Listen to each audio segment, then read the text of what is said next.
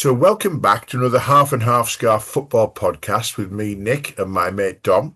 And those who are watching on YouTube will notice our new logo. We're delighted with the feedback we've had from this, and we're going to continue to evolve the brand going forward. Dom's obsessed with the fact that we might get some merch, and that merch will change over time. But for now, just welcome back to the Half and Half Scarf football podcast.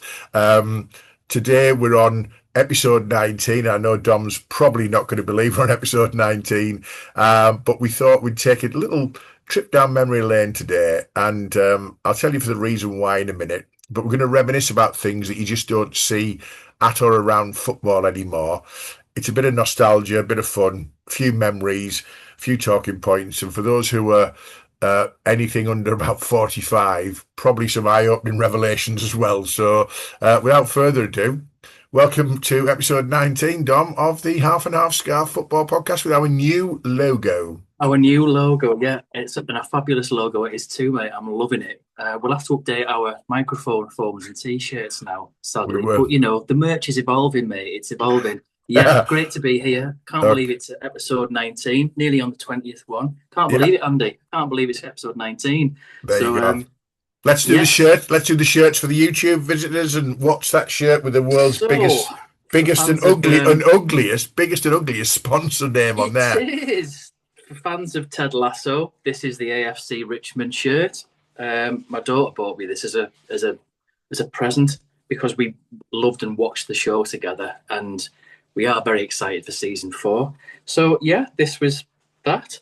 It's got the good old banter logo on. You know, it's a knockoff Nike replica one, but it's good. I never really wear it. I've got to say, I'll be honest. So it's a nice way to get it out the door and put it on for this. Excellent. Well, you're wearing a lovely shirt, by the way. I love that one. I'm for those who are watching, I'm wearing last year's Middlesbrough away shirt, and I'm wearing it in a slightly strange homage, really, because as we record this on the Friday before a round of fixtures, which Middlesbrough play Wrexham, and I think Coventry are at home to, bear with me, I didn't know who they were at home to, it didn't really matter. Coventry top of the league, Borough second, and we are 4 points clear of Millwall. So at the moment, there's a little buffer between the top two.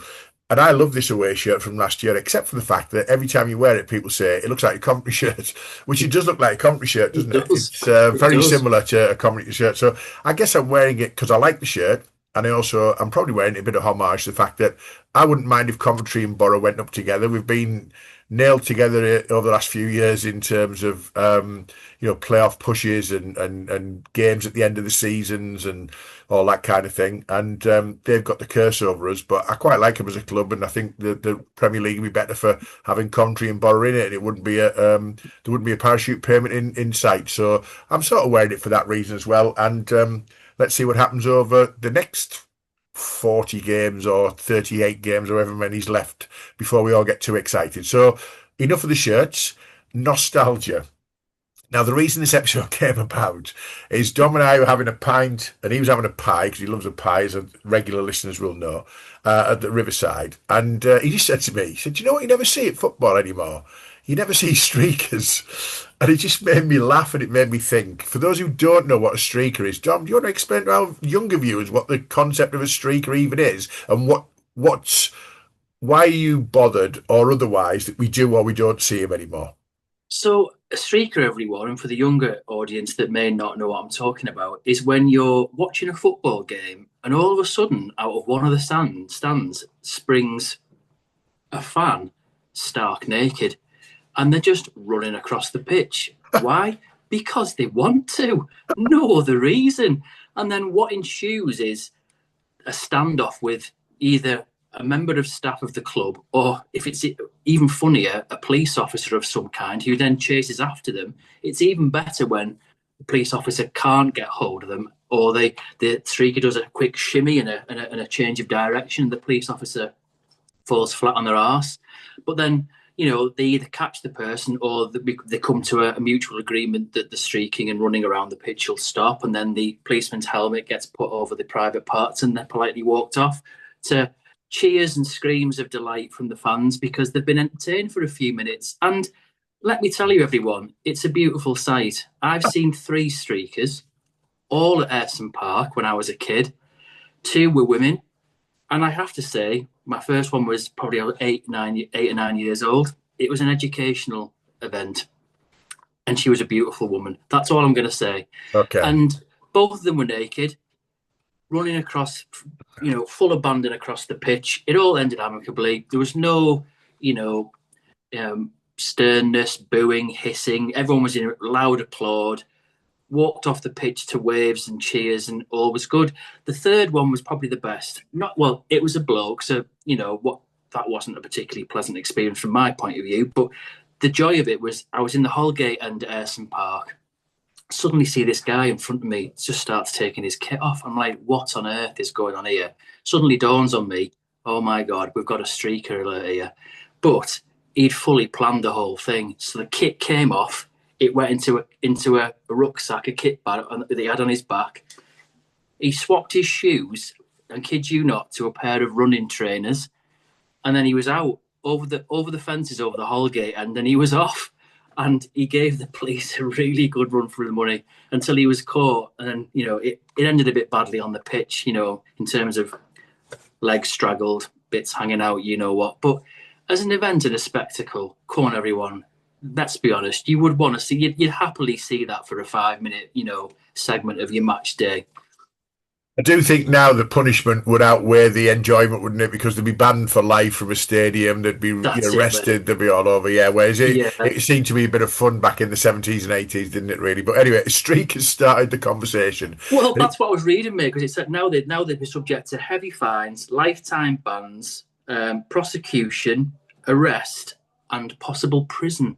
So it's not Yeah. really worth it, is it, really? Not really just to get your kit off. No, I don't suppose it No. is. But, well, listen, that got me thinking. One of the things that when I was a kid, I had and I was very proud of, and lots of people took to games, and again, I'll explain it to those who are under about 55, was the rattle.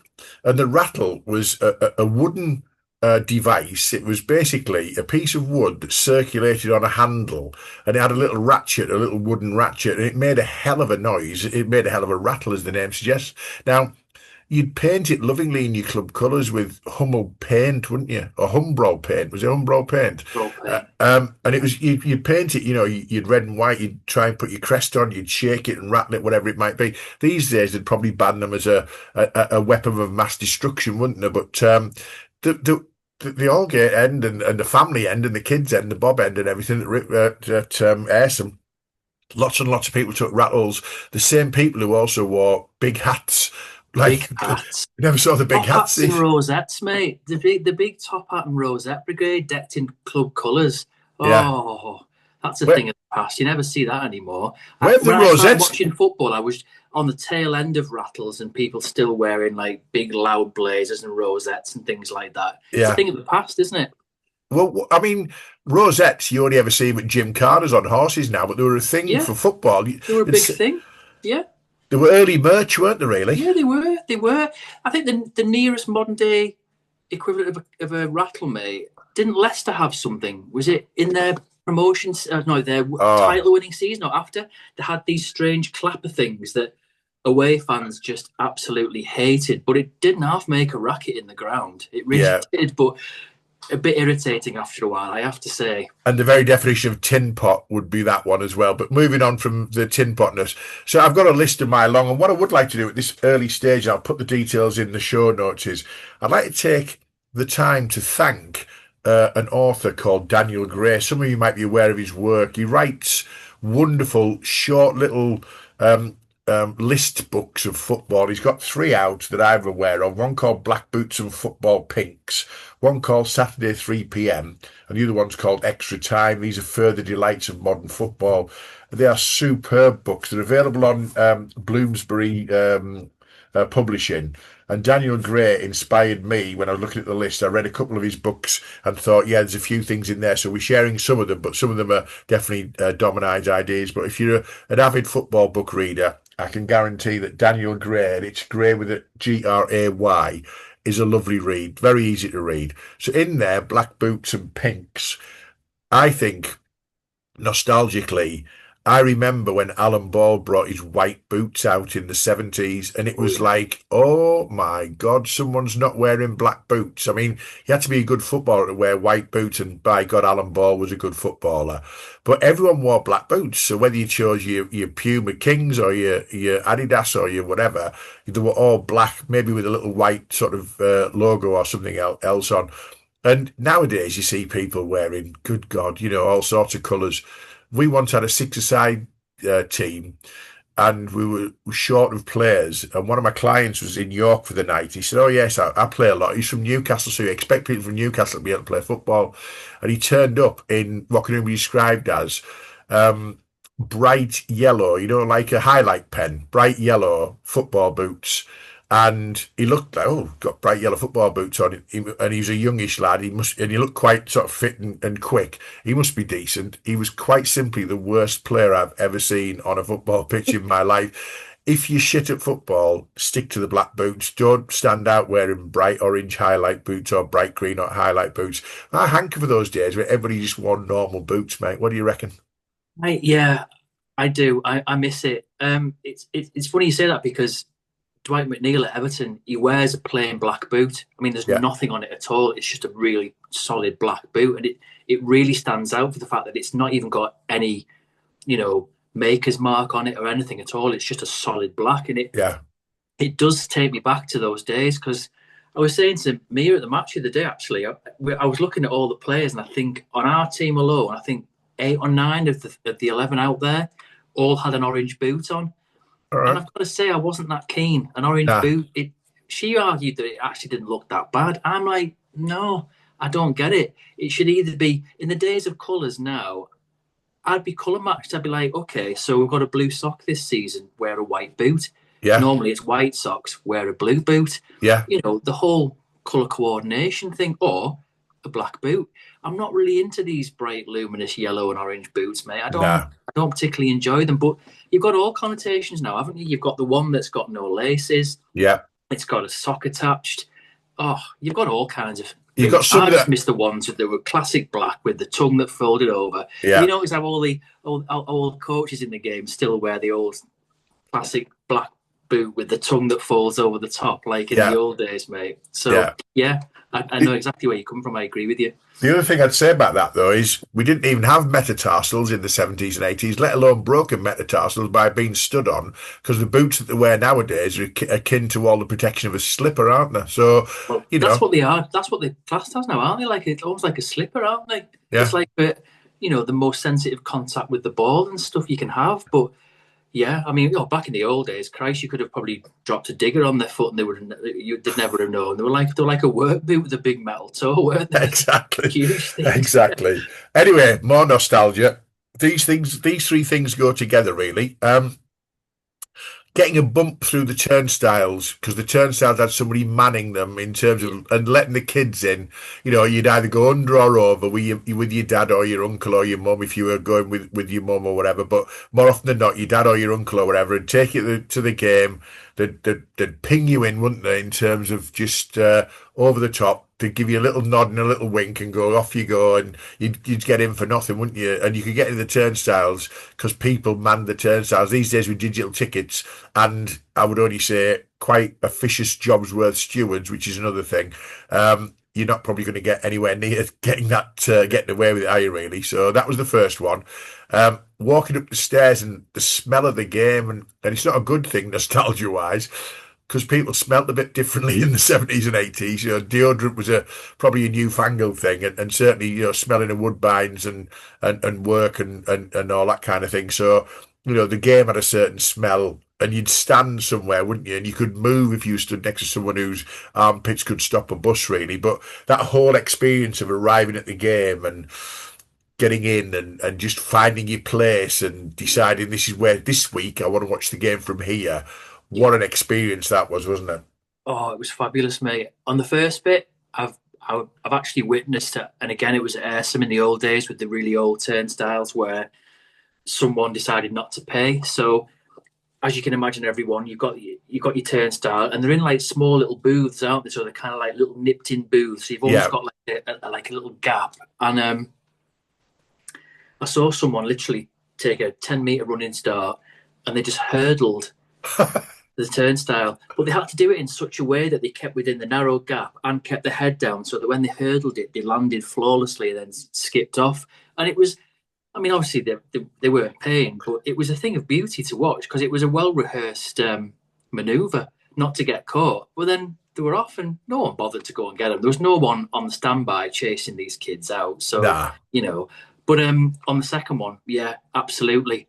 I completely remember it when I used to go the odd time and not sit with my dad and my brothers, and I'd go in the Holgate end and I'd go right behind the goal. And when you're small and you growing up, Yeah. just standing with all the big fellas around you, and you were pressed in. What an experience that was. Sometimes trying to get you where you said, trying to get to a point where you could see enough of the game, and Yeah. accepting that you're probably not going to see it all. But then, yeah, like you said, the smell of cigarettes, beer, deodorant, Yeah. Bovril, Yeah. pies, everything all mixed in. It was just the essence of football, wasn't it? And It was. standing on a mucky, grotty, scrubby terrace, it was heaven. I loved it. It was. Going back a step on the, we're talking about the football boots and the injuries. You mentioned something just before we came on air. Um, we don't see the magic sponge anymore, do we? For the game, for those who, would you like to explain the magic sponge to the audience, mate? Because I mean, it sounds like something out of Harry Potter, but literally, the magic sponge for those who are old enough will know exactly what we're about to talk about. What's the magic sponge all about, Dom? I loved it. The magic sponge was back in the 70s and 80s. Whenever there was an injury, even if someone took someone's leg off and the bottom half of their leg was like 30 meters away on the pitch, you'd have the physio coming on, and all he'd come on with was either a metal bucket, or at the borough they had like one of these rubber bags that I always thought was full of some mystical liquid. It wasn't. It was just cold water, everyone, and a sponge. And then wherever the injury was, like I say, even if you'd been amputated from the knee down, they'd just dab some cold water on it, and then the Uh, player would miraculously get up and they get on. And that was, ladies and gentlemen, that was physio technology back in the 70s and 80s. Now you've got a full kit bag, doctor, everything on the pitch. Back then, it was a magic sponge, and it wasn't magic, everyone. It was, sadly, I hate to break it to you, it was just a sponge and some cold water. But in my head, I'm still going to cling to the fact that it was magic and there was some mystical liquid in that bag. but it was referred to as the magic sponge by It everybody, wasn't was. it? It Everybody called it was. the Yeah, magic sponge. Yeah. Oh, it here was. he, Yeah. here he comes with his magic sponge, and it seemed to do the job 99 times out of 100 as well, didn't it? Yeah, Even it did. even even in amputation situations, it did the job. So, I've got another few, I've got a list really. We're just going to go through this today in that no particular order. Larger players back in the day. There was people like Yakubu, who was a solid player. We mentioned Mickey Quinn, Jan Molby. Now, you said Jan Molby didn't need to be particularly svelte because he was an absolute Rolls Royce of a player. Mickey Quinn, not a Rolls Royce of a player, but my God, what a goal scorer he was, wasn't he? And he Fabulous. was he was a guy who liked to pie, and he looks great now. By the way, Mickey Quinn. Have you ever seen him now? I, yeah, he looks great. He looks He, really well. he does. But yeah, I agree with you. He liked a pie and a pint, and he enjoyed life. But what a player he was! I mean, Yeah, back in he was definitely a player of the time. The 80s into the early 90s. But every club he played for, he did a fabulous job for. He was brilliant at yeah. Portsmouth, brilliant at Newcastle, and did a great job at Coventry as well. I remember he was a fabulous centre forward. Yeah, Prolific, but he was a big lad, wasn't he? Mickey he Quinn, was. Yeah. Yakubu, Jan Molby. But you mentioned Steve McNulty at Tranmere. Talk to me about Steve McNulty Steve at McNulty, Tranmere. he's probably the most recent player I've seen in recent years, and he's not at Tranmere anymore. Or at least I don't think he is. I don't know where he is now, but I've seen him a few times when I try and get to Tranmere every now and again because it's near where I live. And I remember thinking, he's a throwback to the past because he's a well-built lad. And again, it's like it was almost watching a player from the 1980s era because you just don't seem to see anyone anymore that's well-built, shall we say, on the Yeah, football pitch. So yeah, that's probably the most recent I can think of. The well-built player. It's all sports science and meticulous diets now, isn't it, mate? They're all very svelte, muscly, they toned. are.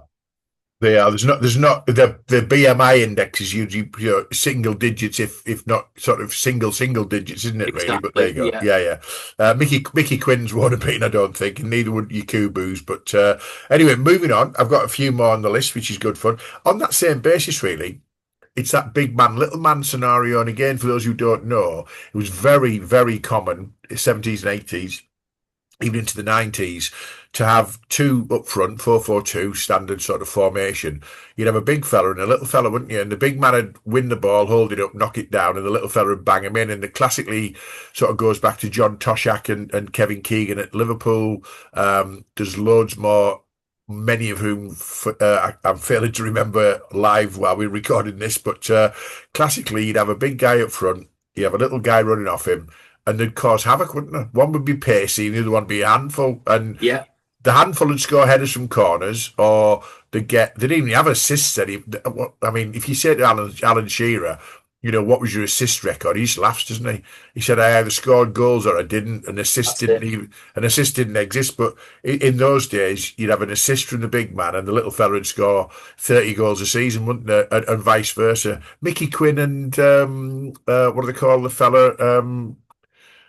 Prolific guy at Sunderland. He won the Golden Boot 1999. Oh, oh, I know what It'll you mean. it'll I come know to us. exactly what you mean. I can't think of his I name. know. Well, sorry, Sunderland fans, and sorry. Anyway, it'll come to us during the recording, I'm It will. sure. But yeah, he had Mickey Quinn knocking him down, and Mickey Quinn scored a lot of goals himself. But then bang him across to little fella. So you don't see the big man, little man, 4-4-2 very often, do you? No, he was a great player as well. By the way, the player we can't remember the name of, but we know Kevin exactly who you meant. Kevin Phillips. Kevin Kevin Phillips. Phillips. There That's you go. it. Yeah, Yeah. I knew he'd come to me. Is are we missing the big man, little man? Are we missing the prolificness of two players up front scoring goals? Is 4-4-2 a thing of the past? Yeah, I think we are missing it a bit. I like 4-4-2, and I like two up front. It makes it interesting. For me, at times the Premier League can feel a little bit sterile and boring. I quite like mixing it up. I like seeing two strikers. I don't think any club really seems to give it any time anymore. You need No. time to build a relationship between two players and understanding of what they want to do together. I mean, look at Mm. Keegan and Toshak, for God's sake. It's. I know we're going back a long way with those, but sometimes you need to just invest in it and give it some time. I don't think managers really want to invest in it anymore. It's almost an indulgence. I mean, you know, Everton are struggling with trying to get one prolific striker, let alone two. But I do think if you have a system of two at the front, you don't always have to have two prolific strikers. The whole point is they work well together. So it's goal poaching, isn't it? As much you don't have to be a prolific No. striker to fit into that system. You just have to work well together and know the spaces that it's going to be brought to you, and that's the skill of the system for me. It's a bit of chaos creation as well, isn't it? In the box Yeah, and around the box, and I mean, it worked extensively because everybody else was playing 4-4-2. But these days, you probably get overrun a little bit in midfield, or your tippy tappy football gets. But you're not getting caught out at the back if you bang it up to a big man. I'm not saying we should go back to it, but we miss the fact that there used to be a definite big man, little man, and people would recruit for that, wouldn't they? Talking of recruitment. Um, do you remember when clubs used to sign overseas players and it made news at 10 because it was such big news? You can't imagine that now. I would imagine somewhere like 60% of the Premier League is probably made up of overseas players. yeah, But we're talking about our dealers, we're talking about Ricky Villa, but we're talking about players in the 90s, Glenn Hoddle, Juninho for Middlesbrough, Gianfranco Zola. It was big, big news when clubs signed an overseas player, and it made headline news on the main news at 10, didn't it? yeah, Chelsea have signed Gianfranco Zola or Ruud Hullet yeah. or It uh, was. It was huge news, and you know, I think it really took hold back in the mid 90s. But before that, I mean, we'd seen plenty of players coming through, but it did feel special and unique. Whereas from the 90s onwards, 97, when Viali and Hullet started coming across and Zola to Chelsea, yeah,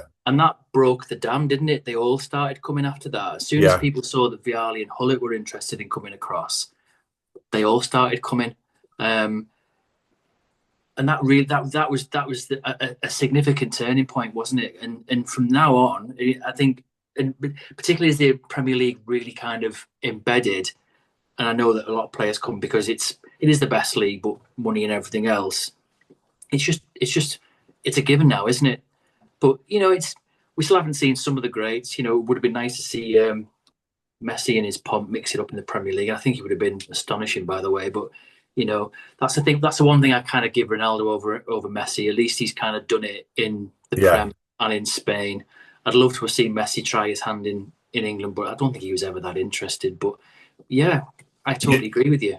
You know the one I'd like to have seen in his prime, Zidane. I think Zidane Oh would have been sensational in the Premier League. He would have yeah, been. He was built for the Premier League, wasn't he? Because he had power, pace, guile, touch. He's one of my favourite ever players, Zidane. By the way, and I know your Messi's and your Ronaldo's are elite, elite, elite. But for me, Zidane as a footballer in his prime, in if he'd come to the Premier League. But going back to the Zolas and the Vialis and the Janinios, etc., when it first started, people were bringing in elite overseas players. It broke the dam, and my God, there's been some shit, hasn't there, that's come from foreign soil really to that followed it just for the money. And you look at yeah, it and go, oh my God, who's watched the show reel of that guy? And you're thinking to yourself, well, they're just desperate. But what I would say, hats off to recruitment people like Brighton and Bournemouth and teams like that. They seem to unearth absolute superstars from nowhere. You look at, we mentioned it before, Bournemouth lose half their best players in the summer. Everyone's favourite to go down. As we record this, they're in the top five, aren't they? Top yeah. four, I think. So, Well, um, they've got yeah, to, mate. And I was reading an interesting thing about Tony Bloom in the Athletic the other week, and he was saying that one of the things that gives them the edge is because I think he developed the system. They have a really cutting edge data analysis system that yeah, they use, and he said it's things like that that we have to rely on because it does give us an edge over other clubs. He yeah, said he said one of our main things is trying to be ahead of the competition in finding the next gem that will come in and not only fit into our system and our culture, do a great job for us, but we know within probably 3 years they'll be off somewhere else, and then yeah, we can reinvest. And he said that's what we have to keep doing, and if we don't do that, we fail because we'll fall behind everyone else. So yeah, I think as time goes on, we're going to get less players that come in that are like, oh my God, did they just literally watch a YouTube clip? Because yeah, that's happened in the past, hasn't it? And, yeah, for all the good that happens, you do get an influx of players that perhaps suddenly come in and get a very nice contract. And then you actually just see that they either weren't the player that we thought we were, or they're just not suited to the Premier League. Simple yeah. as that. Or the Championship, or even Or the lower. But Championship. yeah, Yeah. yeah, It is good a stuff. very different experience to playing in Yeah, Spain and France. I don't think some players are actually ready for it. Some are very lucky that they can fit in straight away. Others maybe never do. yeah. Others it takes them a bit of time, but we all know what time's like in football now. So yeah, But everyone who was signed in those early days fitted in straight away because they were elite, weren't they? absolutely. Yeah, and I remember Arsenal in '95 signing Dennis Bergkamp. Kind of before it all started to really take off with all these big players. And Dennis Bergkamp was a big player, but he hadn't done well at Inter Milan. Yeah, But I think Zidane would have been like Bergkamp if he'd come to the Premier League because Bergkamp made the game look easy. yeah, He just made the game look. He just looked like he was like, oh, this is just a doddle for me. And again, we've talked about before, a maverick of the game, but not a maverick in a rebellious way, a maverick in that you just see him do genius things that only he could do because he felt like doing them.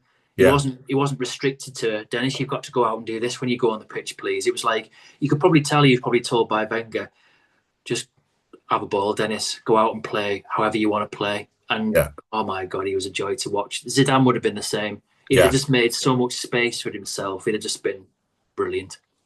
Going to that, when clubs signed big name players, you remember when they used to have sponsored cars?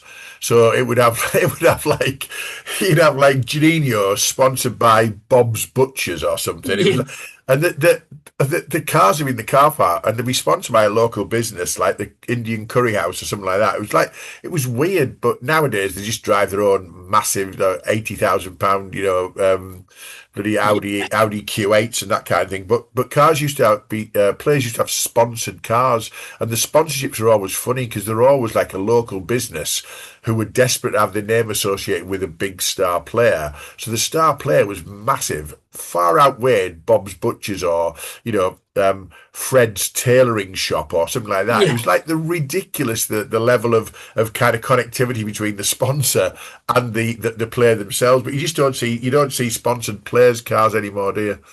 You don't. I remember in the 80s, the Middlesbrough team was sponsored by Jennings in Stockton. I remember Yeah, they all had a car from Jennings, and yeah, at the start of the season, you know, there'd be like a big promotion. You'd have all the pitches outside Jennings, and you drive past, and all the players would have their Ford car from yeah, Jennings, and that was it. But yeah, they don't. You know, the modern player now doesn't need that, do they? Back then, that was probably a well, you hear it from players. You know, getting a car back then was a really big deal, or getting a yeah, car allowance, or being given a car from the club was yeah. huge. Now it's like it's I'll nothing. buy, I'll buy me own Lamborghini Huracan or whatever. That'll do. Yeah, Yeah, never mind. exactly. Okay. Yeah. Few other things got on the list. Chairman, who used to be local businessman, so you'd have, and I've mentioned it in a previous pod, the guy from the Damned United at Derby County was just a transport guy. He ran a transport company, I think, in Derby, and he was just a local businessman who wanted to be associated with the football club. I think they are few and far between. Obviously, we've got Steve Gibson at Middlesbrough, who runs a very successful local business in Middlesbrough, Bulk Hall, where his investment comes from. But that's quite rare nowadays, isn't it? Oh yeah.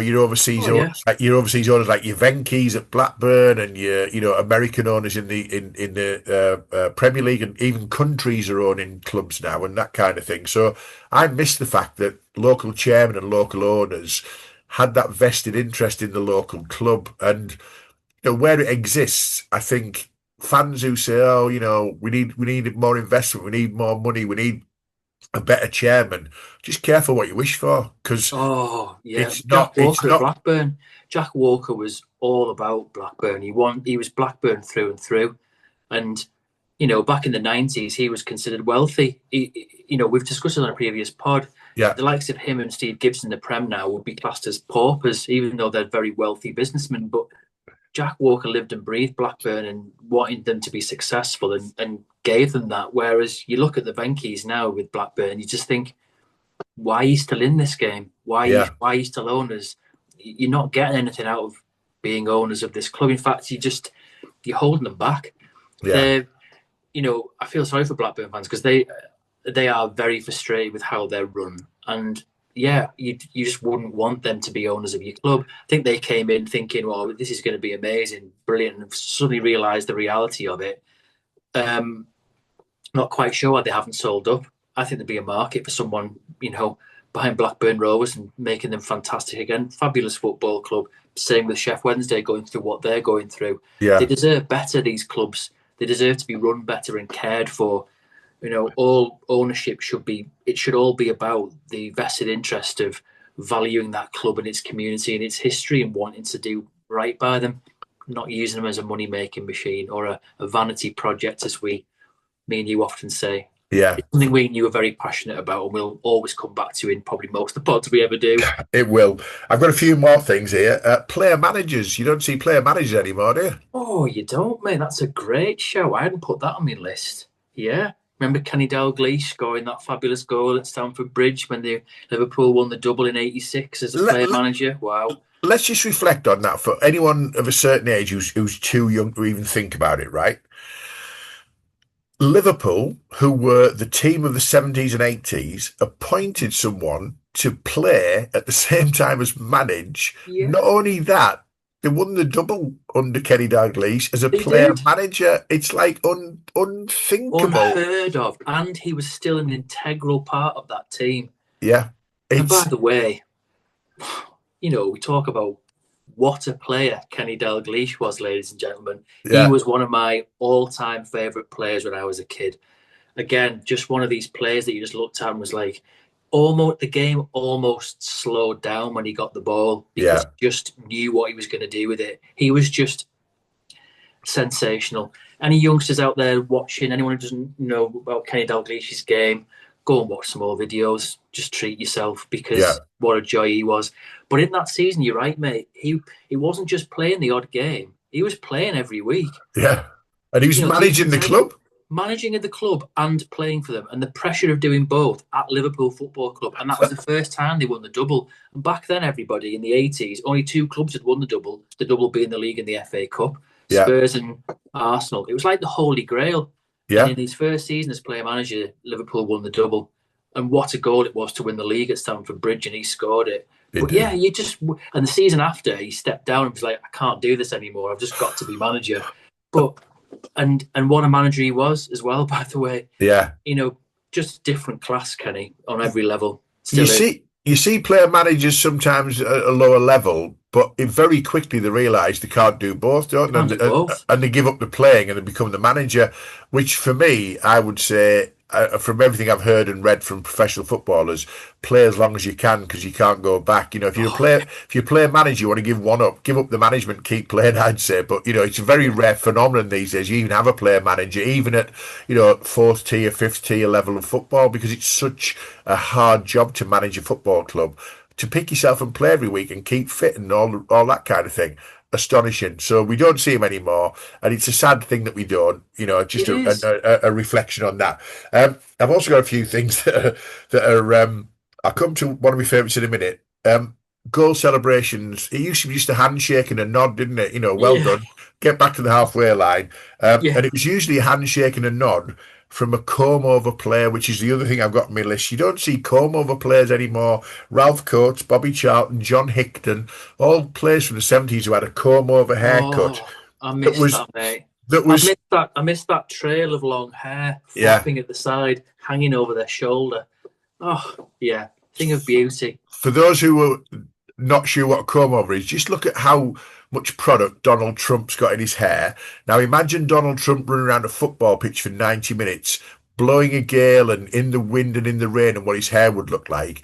There was lots of players in the 70s and 80s, particularly the 70s. David Armstrong at Middlesbrough, he was the same, wasn't he? You know, until he decided to shave it off Just and whatever. took it But all off. just Yeah, take it all off. But absolutely. the comb over player, and they're invariably, I don't know why, they were all forward players, so they'd And they score a were goal. always really good players as well, mate. I mean, there's no coincidence there. They were all fabulous players, Yeah, weren't just they? had no hairstyle, didn't they? So No hair. Yeah. what I'd say there is they would all be functional when they scored a goal and run back the halfway line, a nod and a polite handshake. These days, these choreographed bloody goal Oh, celebrations that go on forever. We're only a hop, skip, and a jump away from the NFL, where they start doing things like 10-pin bowling and all that kind. Have you ever watched any of the NFL sort of touchdown celebrations? They go on for about 20 minutes. They I just know. get back to the bloody halfway line, get back to Get your on with it. position, I get on with know. it. Yeah, yeah. It's a bit too much, mate. I agree with you. It's almost like the British gymnastics are there, scouting them, thinking, hang on, we could get him in the Yeah, British team for that celebration. you Yeah, could I do get that. you. Yeah. Um, What? one of mine, mate, was back in the old days. You know, no pre-match handshake. Remember when the teams just used to come and run out? They Yeah. didn't have their warm-up jackets on or anything No. else. They just used to come out ready to play, and they'd Yeah. go straight to their respective halves Yeah. and get on with it.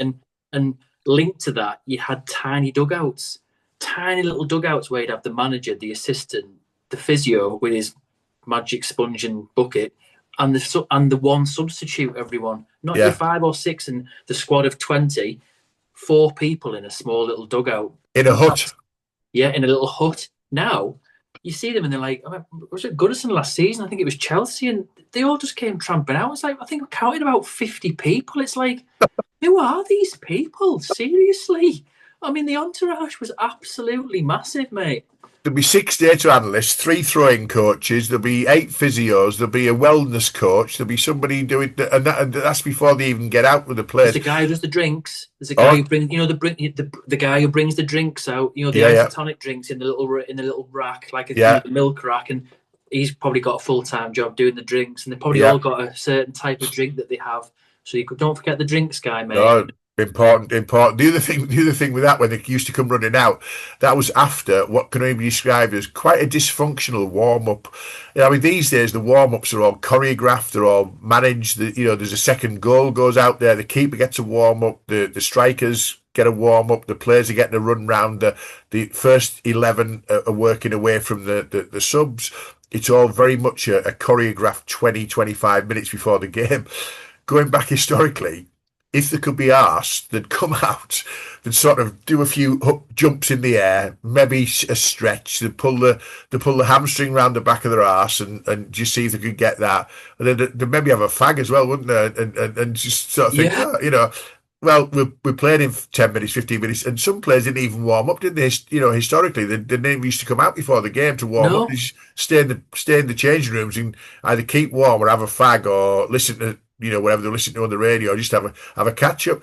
Warm ups in the old days, again nostalgically, were just random They beyond were, belief, weren't they? yeah, they weren't really a war, but it was just kind of moving the body in little weird kind of movements and thinking, oh, that'll do.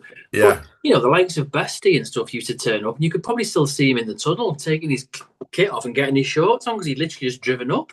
yeah, He'd have been out on the tiles the night before and still did the business on the pitch. So, exactly, yeah, exactly. none That of this that pre-match handshake and all the rest of it and all the little placards coming out and the music and everything else. It was just on the pitch, yeah. toss of Off a you go, coin, off we go. off Yeah. you go. I've got a few more before we finish. I've got the pools panel. Do you remember, for those who don't know what the football pools is, the football pools was your betting every Saturday on, you'd be looking for score draws, so 1 all, 2 all, etc. And basically you had to predict the score draws in all four leagues in the football league. It was Division 1, 2, 3, 4 as it used to be then, and you'd win big money. And I'm talking big money in those days. You could win £2 million, which in these days is probably 12, 14, 16 Oh, million quid yeah. for predicting 8 score draws. And the football pools were big, big business. Massive, Offices, massive. factories. There'd be a guy typically on a Friday go around collecting the pools money, wouldn't there? And Absolutely. yeah, Yeah. and everyone would put a pound on it or 50p or you know a shilling or whatever it might have been. But pools was massive. So when the games were called off in the bad weather in the winter, and they were called off a lot more than they are now, by the way, Oh, weren't yeah. they? Yeah, yeah. When the games were called off, they used to have a panel of inverted commas experts who would say what they thought the games that had been called off would have resulted in. Talk about responsibility for that in terms of saying, well, I I think I know. think Everton versus Manchester City will have been 1-1, and it's like, right, I've got that as a score draw, but what if you needed Rochdale versus Wigan?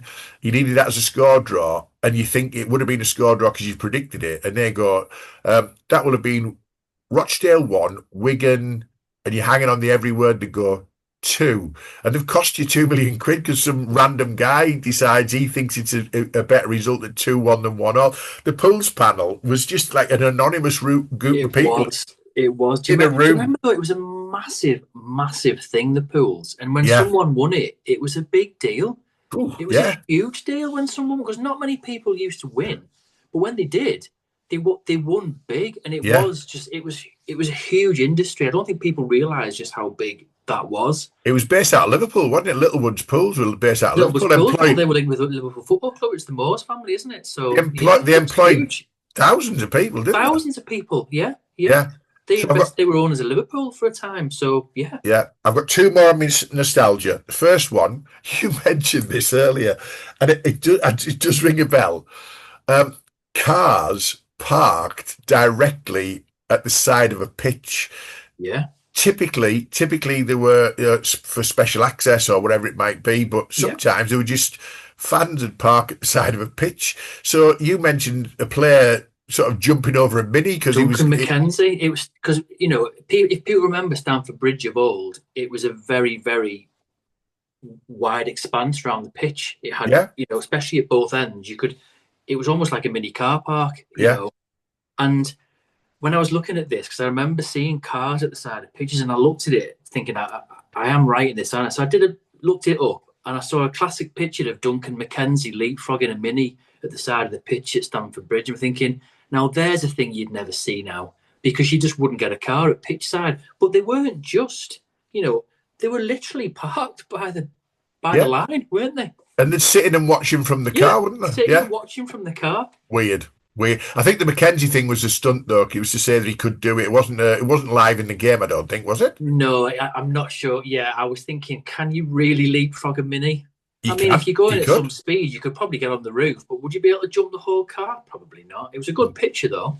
No, he did. That was the Did thing. He he? did a Did he stunt. actually do it? He jumped in mini. That was the thing. I remember he did it, but I think it wasn't during the game, mate. I think it was a stunt. He did it So, afterwards. but Oh, right, okay. cars parked at the edge of it. I've got two more to finish with, and I'm going to have to explain this to the younger generation first of all. Before the advent of mobile phones and the internet, you'd be at the game watching the match, and obviously you're always interested in what's happening around teams around you. But the availability of information to tell you what has gone on with your local rivals or your teams around you in the league was minimal. So when the game finished, everyone's like piling out. And they used to, every local newspaper, every single one of them around the country used to produce a local sports results page and a paper, which was, it would go into print at about 5 past 5 every Saturday, and it would then be distributed by people on push bikes, motorbikes, whatever, to street corners, news agents, etc. And it had all the results in and the updated league tables. Yeah, And these things were like gold dust. they And were. they were Used to buy. invariably, Used to they, buy 'em when he was left. They were. It was one of my favourite bits of when I first very early used to go to the game and picking up a pink at the end of the game. and the reason it's called picking it with pink is that the papers were pink, and in some places they were green. Yeah, I think Leeds had a green one, but pink in Middlesbrough, and you'd be waiting, wouldn't you? And then absolutely. Yeah, suddenly a motorbike had come round the corner, throw a pile of papers wrapped in string to the news vendor on the corner, and you'd be almost fighting over getting the pink. How've Coventry got on today? Oh, so-and-so got on today. Oh, Sunderland got beat 3-1. Where's the league table? And we used to, it would be available at about 20 to 6, wouldn't it? yeah, And if it yeah. wasn't available at 20 to 6, you'd have hundreds of annoyed men predominantly going, where's the bloody paper? Where's the bloody paper? It was their form of getting an update on Absolutely. information. It was just like, Yeah, and it was a revelation that they could print it so quickly. They're gathering the information in news desks, aren't they? Printing the paper yeah. and getting out distributed locally from the news, sort of the news presses, hot off the press, pink or green or whatever colour it was locally.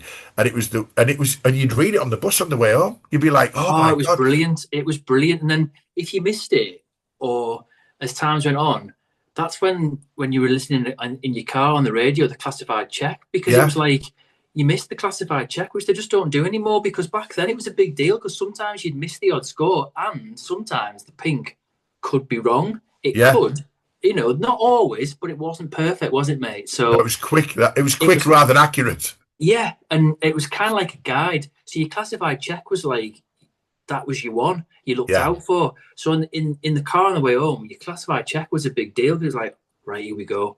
We know that we'll finally get the scores now. And it was, whereas now everything's just touch your on your phone phone. and it's there.